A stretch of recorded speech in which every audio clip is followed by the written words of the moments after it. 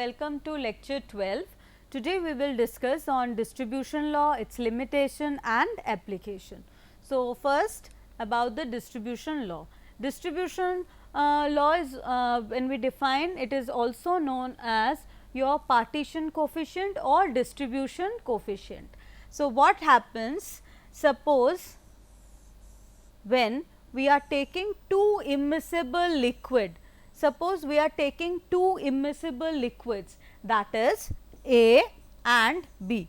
Two immiscible liquids are taken, and when we add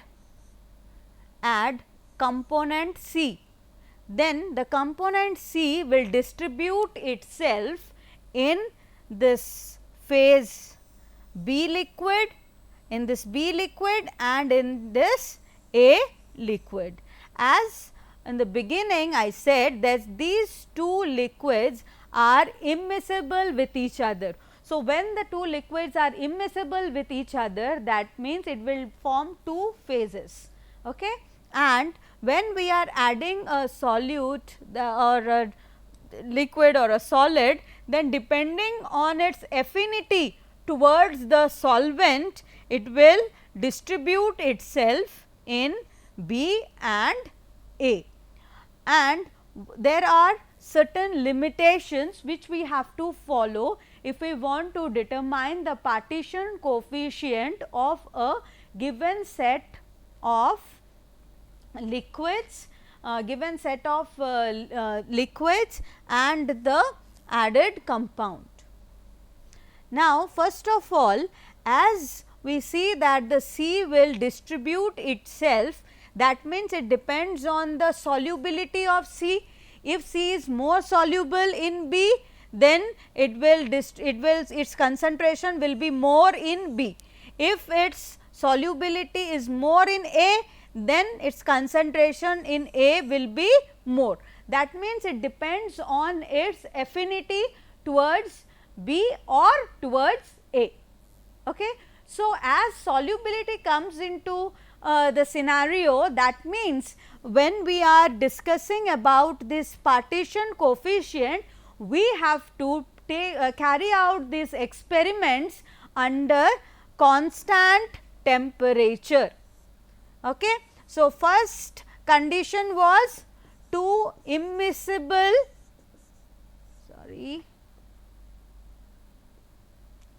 everything went anyway, again we can draw this. Okay. So, A and B we are using, we are adding C. So, the C will distribute itself in this B phase and in this A phase. Okay. So, first condition was immiscible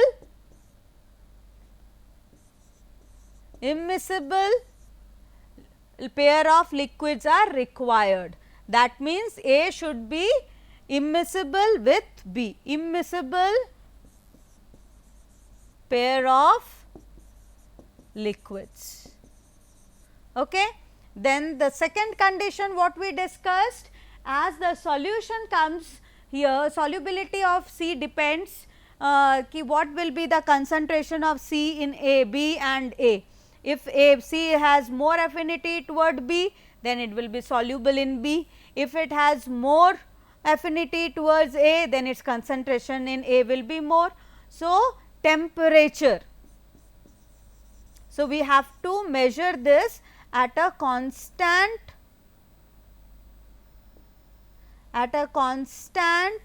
temperature. Okay. So, temperature has to be kept constant. Okay.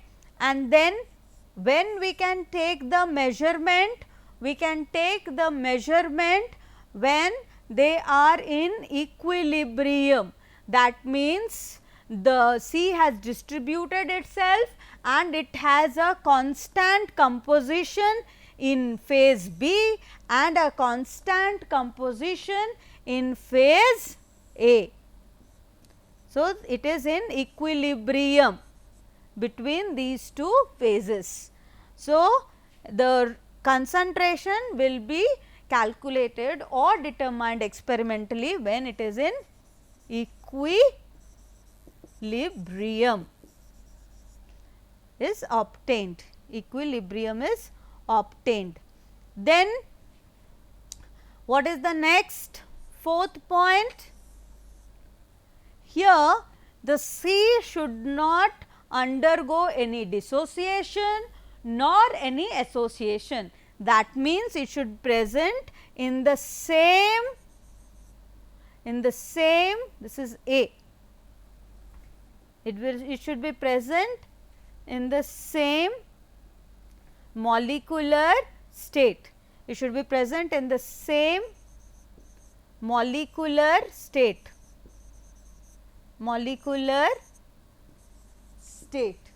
same molecular state. Okay? Means no association, no dissociation when added to A or B.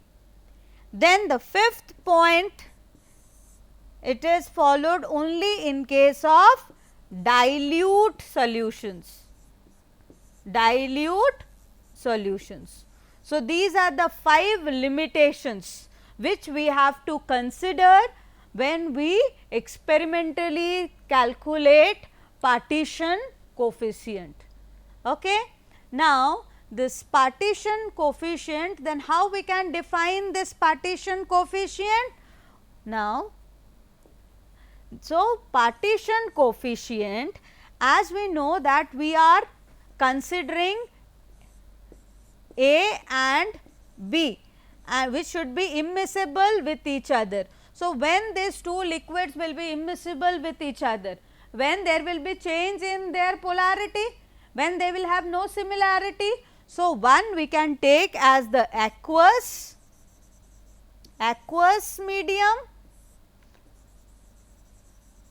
okay, and the other I can take it as a organic solvent, because the organic solvent, it is hydrophobic in nature, aqueous solvent, it is hydrophilic in nature. So, they will be immiscible with each other. Okay. So,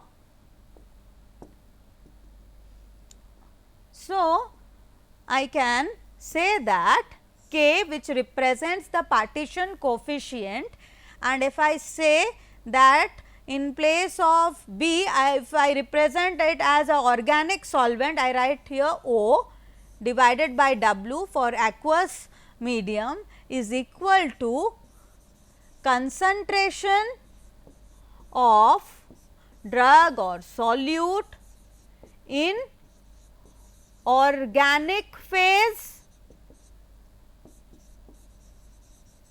divided by concentration of solute in aqueous phase. Aqueous is not seen here, so I will write here aqueous phase, at, as I said that here solubility is involved. So, we have to specify the temperature at 25 degree Celsius temperature.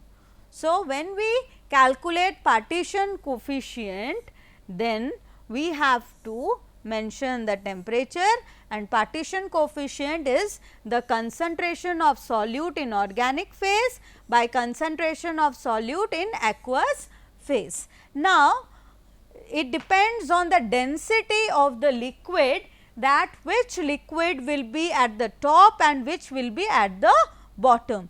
The liquid which is a higher density, it will be at the bottom, and the liquid which have the lower density, it will be at the top. What we do? We have to just separate these two layers, and then by any of the analytical method, by using any analytical method like titration or by UV detection spectroscopic method, we have to find the concentration of solute in organic phase and the concentration of solute in aqueous phase. and as it is a ratio, this partition coefficient does not have a unit, as it is a ratio. And for a given set of a system, set of system means it includes your two pair of liquid and the third component which is added to it. At a definite temperature, it will be universally the value of partition coefficient of that system under these conditions will be same. Then these were the limitations which we have already discussed. Then when we discuss about this partition coefficient, actually what does it denotes? The partition coefficient basically tells us about the lipophilicity of the drug, lipophilicity of the drug. And why this lipophilicity of the drug is important? Because it will tell us ki how this drug will pass from the biological membrane, just recall what we have studied in the last lectures. In our diffusion class, we studied that most of the drug are transported across the membrane by passive diffusion, and whenever we discuss about passive diffusion, then your partition coefficient plays a very important role in it. Partition coefficient, even when we discuss that a drug is taken in a vehicle, how the drug will distribute itself from the vehicle to the aqueous medium, again from the aqueous medium to your biological membrane, and from biological membrane to your blood plasma. So, here in place of organic solvent, we take a solvent or a model solvent, lipid solvent, which will resemble the property of a biological membrane. So, basically when we study, what we do, we take octanol as a representative of the gut wall, So, in place of organic solvent, we take octanol, and then we check that whether that drug, how the drug partition itself between the aqueous phase and the octanol. Octanol represents the biological membrane of your gut. Now, see, octanol has its hydrophobicity, or you can say the hydrophilicity or hydrophobicity in between the two. Other extreme is, suppose if I want, and this represents the gut wall. Suppose if I want to check how my drug will partition if I want the drug to cross the blood brain barrier. We all know that blood brain barrier is more lipophilic compared to octanol. Then in that case, what happens? Here we have to take more hydrophobic lipid solvents which can mimic the blood brain barrier, that is hexane,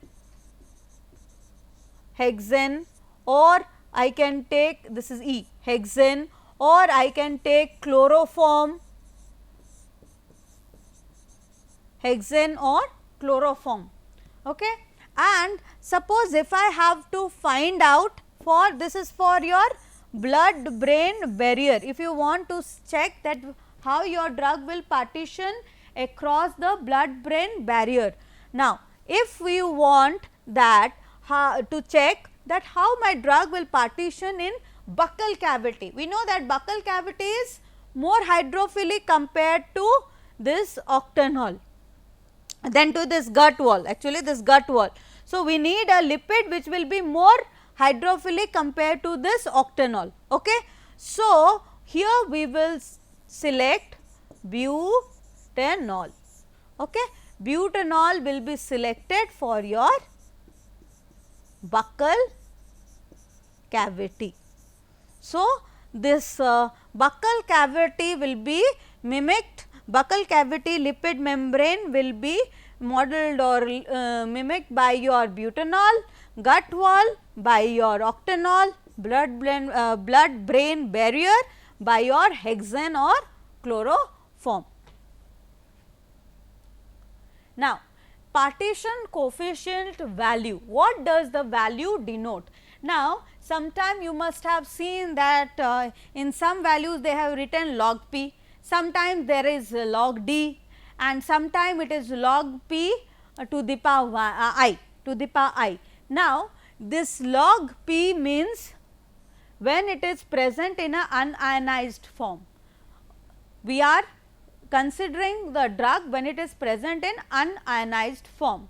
Log D, it considers both the ionized and the unionized, mean the total form of the solute, ionized as well as the unionized form.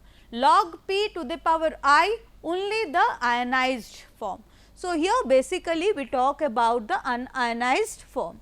So, if your log P value, what we know about the partition coefficient? We know that partition coefficient is concentration of solute in organic phase divided by concentration of solute in aqueous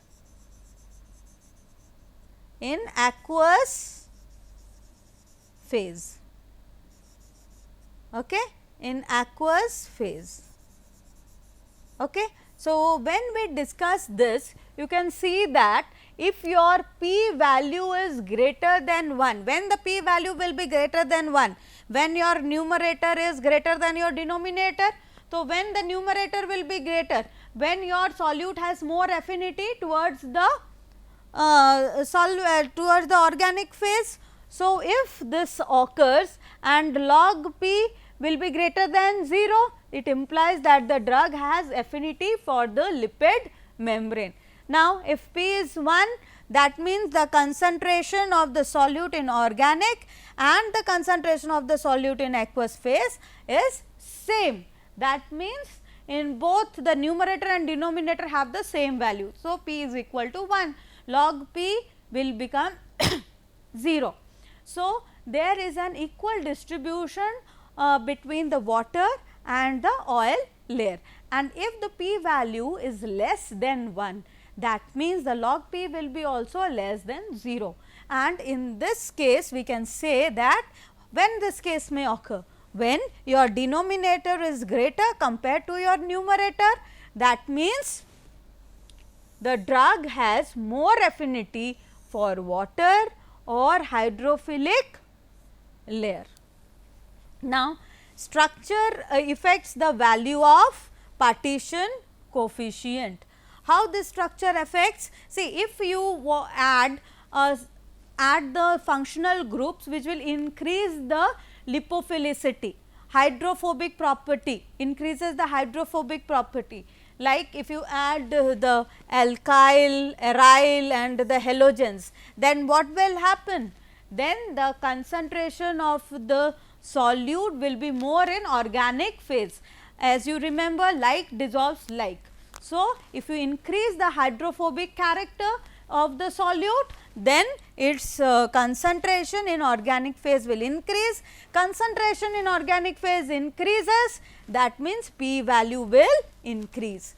And if we add the functional groups like carboxylic acid, NH2, OCO, your acetone, ketone groups, ether groups and OH, that means we are increasing hydrophilic property of that solute. So, if we increase the hydrophilic property, then what will happen? Then this p value will decrease. Why? Because the denominator is increased, concentration of the solute in aqueous phase increases. Okay. Now, determination of partition coefficient. This partition coefficient can be determined by your Sake flask type method, and in labs we mainly do by separating funnel method. What happens? We mix the solvents and then we add the solute, and then we put it inside your, this is your separating funnel, and here the solvent arrange themselves according to their density into two immiscible phases, and then we collect here, different phases are collected, and we discard this middle portion, we discard this and we collect these two phases separately, and then by analytical method we find out the concentration. Similarly, in this sec flask method, it is a classic method. Here in this method, the dissolved the solute is dissolved in the volume of octanol and water, and then we measure the concentration of the solute in each solvent, and then we find it out, and by finding measured by UV visible spectrum. Then one sec, this is your separate, this method is your sec flask type, and this method is your use of separating funnel. Okay, this is your use of separating funnel, which we commonly use in the labs. Then comes your HPLC based methods. It is a very fast method. Here what happened, we find out the log P value, it makes use by making use of this HPLC. Here log P of the solute can be determined by correlating its retention time with the similar compounds with known log P value. So, what we do is we calculate the log P value of similar compounds, and we correlate with the retention time, and here we use regression, linear regressions to find out the log P value of the solute which is under investigation, and it takes 5 to 20 minutes. So, it is very fast method. Then comes pH metric. In pH metric set of technique, here what happens, we determine the lipophilicity pH profile directly by your single acid base titration, and in a two phase water and organic solvent system. And here in this method, however, we have to separately calculate the pKa value, and in this method we can find out the partition coefficient of the given solute at different pHs also, ranging from 2 to 12. At for different pH we can find out the values. Then comes electrochemical method. Here basically polarized liquid interfaces have been used to examine the thermodynamics and kinetics of the transfer of charged species from one phase to another, and two main methods are used. One is your ITIES method, that is your interface between two immiscible electrolyte solution, and the second is the droplet experiment. And here a reaction at a triple interface between your conductive solids and your droplets of a redox active liquid phase and electrolyte solution is used to determine the energy which is required to transfer a charged species across the interface. Then comes the prediction of partition coefficient. See, it is not possible to find out the partition coefficient of all the compounds, specifically with the compounds which are in their discovery stage. Okay. It is very difficult to find out the do the toxicological studies and screen them and experimentally. So, we sometimes predicts the partition coefficient depending on their structure. So, how we can predict? By acid based methods, fragment method and knowledge based method. So, here we use atomic contributions, namely by those these are prefixed by the letter who has done these calculations like A log p, x log p, m log p, etc. And by this we calculate the atom based method. And then fragmentation method, we commonly use group contribution, and in knowledge based method we use data mining based on prediction and use support vectors and decision trees and neural networks. Then we will we can see that the effect of partition of ionic dissociation and molecular association we can explain by using benzoic acid. See, benzoic acid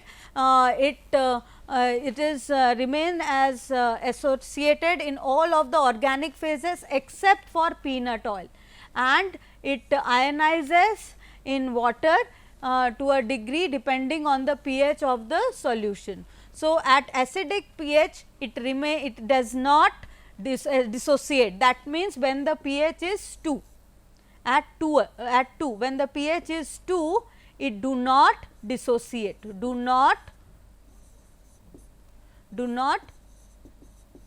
dissociate. Okay. So, what happens, this is the partition coefficient of benzoic acid when it is present in peanut oil and when it is present in aqueous medium where the pH is 2, where no dissociation or no association occurs. But in case we use in place of pH 2 water, in case of acidic water, if we use water at other pHs, then it dissociates. Then the partition distribution coefficient, apparent partition coefficient or distribution coefficient is given by these values. Then we have to calculate this dissociation constant because it changes with pH. And here we can have two steps, one where water is used where it dissociates and peanut is used oil so that it does not associate, and we can check one at a time. Here when it dissociates it is checked, and here in this case when we are using water at pKa, water at acidic media so that no dissociation takes place, and in place of peanut oil here we are using benzene, because in benzene it exists as dimer. So, here we can see that the here we use the formula, and here as dimer is here it is N, and as we know that it forms the dimer. So, it is square root, it is 2. So, 2 we can represent it as the